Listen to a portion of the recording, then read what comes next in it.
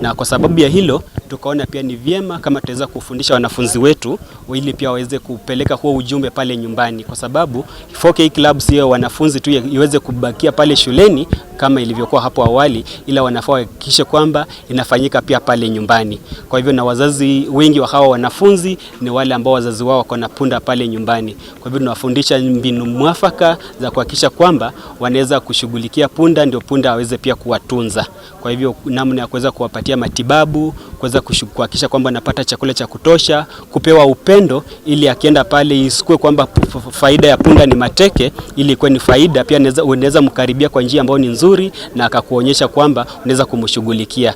Kwa hivyo ndio vitu ambavyo tunawafundisha, kwa sababu punda anatumika kuweza kutusaidia kubeba maji na mizigo kufikisha sokoni ama hata shambani kwa kunyunyizia maji. In 4K Club we have learned that we can give our donkeys 5 domains by giving them good health, good environment, good nutrition, appropriate behavior and positive mental experience. When we give our donkeys those all 5 domains, they can be more strong and they can be helpful in our homes. We use our donkeys to carry some of heavy things that we want to send them to the market, to carry water and many things at home. Also, we have taught our parents to take care of our donkeys at home. We can give them good food so that they can grow healthy.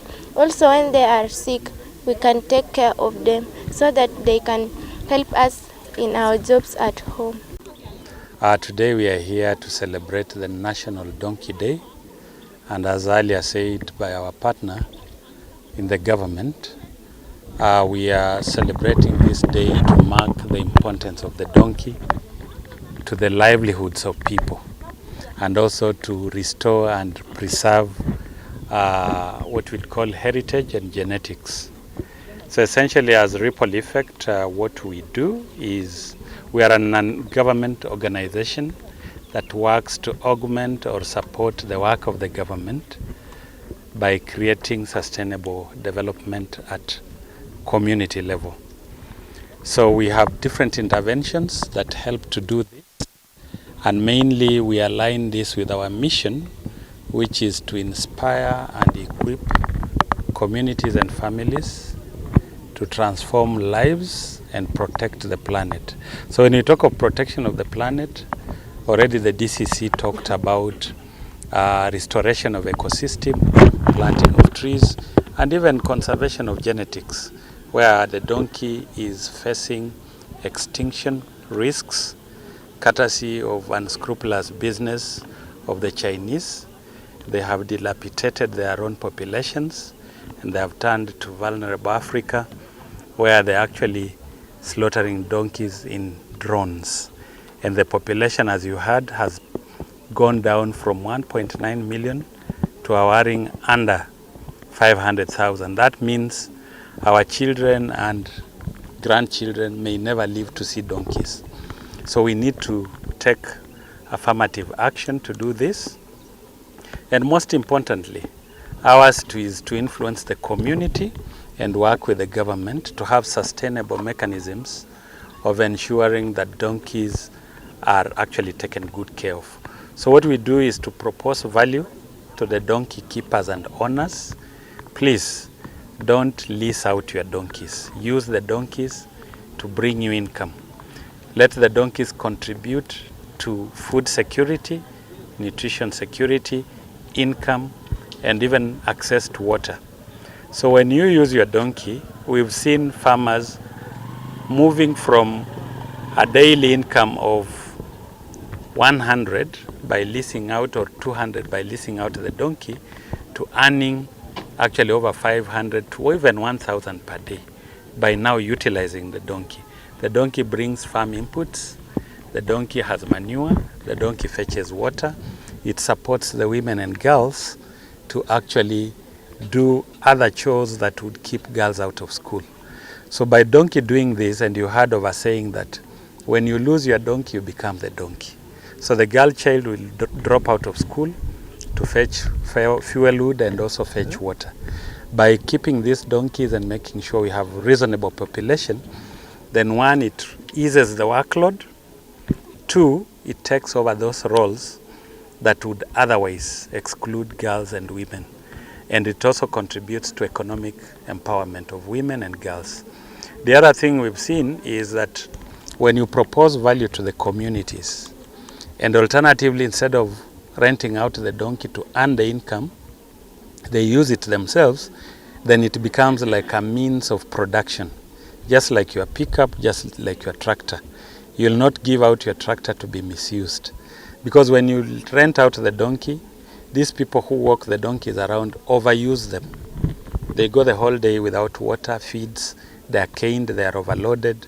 So these donkeys don't exploit their lifespan and they don't contribute adequately to income and nutrition. So the farm here is a demonstration of what the donkey has done to actually make sure that the farmers have enough income, they have adequate food.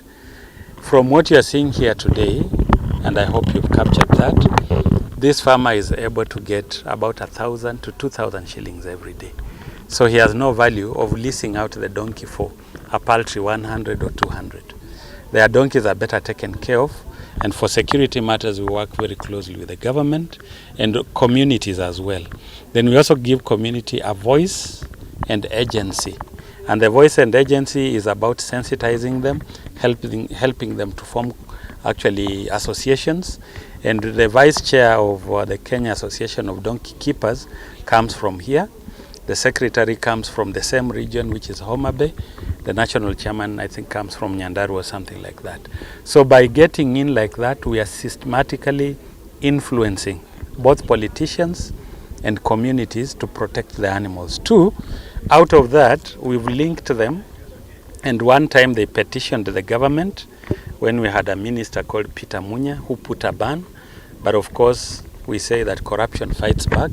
So you get that the unscrupulous Chinese went to court, and this matter is still there, and the ban was lifted. So without, they say without prejudice, we are not influencing, of course, the court process. But when you look at the influence, the value of the donkey to families is a lot more than the Chinese slaughtering and carrying the hide. Three, by working with the government, we are able to actually have a mechanism where communities can report risks and actual even theft, so that this is curbed through the DCC and the police, and that has helped to reduce those actually occurrences. But of course, being close to a forest and a border, it's porous, so we are cognizant of the need to continuously be actually vigilant. And most importantly is creating a pool of community resource persons who are vets and farriers who work to serve these animals, that they are in good condition. Because in Mount Elgon, traditionally, when a donkey can't work as effectively, it is actually sold off or given to the Chinese for slaughter. So by these people restoring the hooves and giving the donkey the ability to carry luggage, then that donkey is saved. It can also produce a young one and contribute to the population.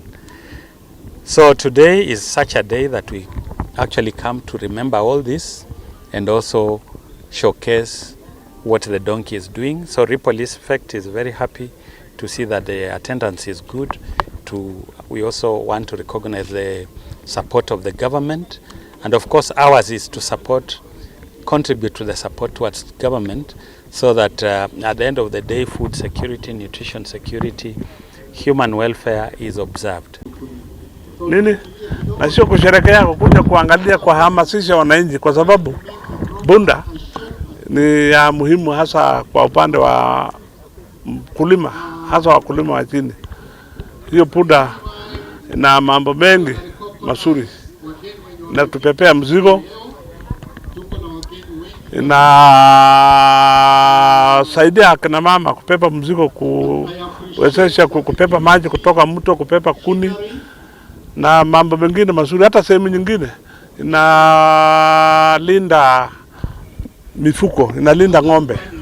Kama mmeona vile ng'ombe Punda inasimama, ikiwa wawili hawezi kuangalia sehemu moja, wanaangalia mwingine, naangalia huko na mwingine wanaangalia opposite. Hiyo ni kuonyesha inafanya nini? inalinda wale wanyama ambao wanaweza kuja kuwashambulia hao na pia mifugo. Na ng'ombe punda ni punda ambaye tumeitumia kwa miaka mingi sana. Na hasa sehemu nyingine, hasa hapa Kenya, kuna kabila ambaye wana value punda zaidi, mpaka hata wanaita the second wife, kwa sababu wanasema the immediate, if you lose a donkey, immediately the immediate effect is that you become a donkey yourself. Hiyo ni kusimaanisha nini? Ukipoteza punda utakuwa umepoteza so wewe ndio ile kazi ambayo punda ilikuwa inafanya, wewe inarudi inakuwa wewe sasa unafanya. Kwa hivyo tunakuja kuhamasisha wananchi ya kuwa punda ni wa muhimu sana na lazima tutunze. Kuna watu ambao wanatumia punda vibaya kubeba mzigo. Kuna watu ambao wameona mtu anabeba mzigo kwa punda kwa kata ama mkokoteni, na yeye pia amepanda hiyo mkokoteni anapiga nini. Hiyo ni cruelty against the animals. Ama mtu anatumia punda kuanzia asubuhi saa 12 mpaka saa 12 jioni, overworking. Na hasa ukiona unaweza kutembea unakuta pia amebeba punda, ameweka mzigo kubwa, overloading. Tunakuta wengine wanaweka punda hawapati chakula ya kutosha. Tipu ng'ombe, punda inakuwa na sort of saying chaos, kwa sababu nimelelea ng'ombe. Utakuta punda inakuwa na ugonjwa na waweze kuangalia. So tunajaribu kuhamasisha, tumekuja hapa ili tuhamasishe wananchi waweze kutunza punda kama vile wanavyojitunza wenyewe kwa mambo ya chakula, mambo ya afya na kadhalika. Na tunajua hapa Kenya punda inaendelea kupungua. Kama Afrika mzima, kama Kenya hapa punda inaendelea kupungua kwa zaidi. Na hiyo upungufu wa punda ni kutokana na kwanza closure of the slaughterhouses. Hapo mbeleni kulikuwa na butcher ama mahali pa kuchinjia ya punda. Moja Naivasha, ngine hapo na Mogotio, ngine Turkana, na sijui ngine ilikuwa wapi, Kilifi. Na wakati silipo hizo butcher ama slaughterhouses ya punda ilifungwa, sasa watu wakaanza uwizi wa mifugo. Wanaipa punda usiku, wanaenda kuchinja msituni. Kwa sababu ya nini? Kuna vitu mbili ama tatu ambaye inasababisha hiyo changamoto ya uwizi wa punda.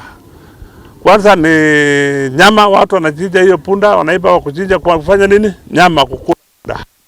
Unajua punda imelaalishwa hapa Kenya, unaweza kula. Wengine ni kuchinja hiyo punda kupeleka hiyo sana upande wa China. Hiyo ngozi ya punda inatumika kutengeneza madawa aina mbalimbali ambayo inatupi mwili. Hata wanasema inarudisha miaka, kama mimi nikimeza narudi kwa chini miaka, inakuwa under 16 na inanipalisha kwa brown. Wanasema hiyo dawa pia wanatengeneza dawa inaitwa ejao ambayo wanasema inaongeza nguvu hasa kwa wanaume.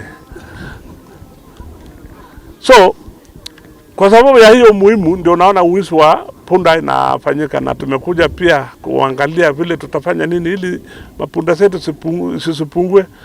Kama miaka ya 2009 punda hapa Kenya ilikuwa 1.8%. 1.8 million.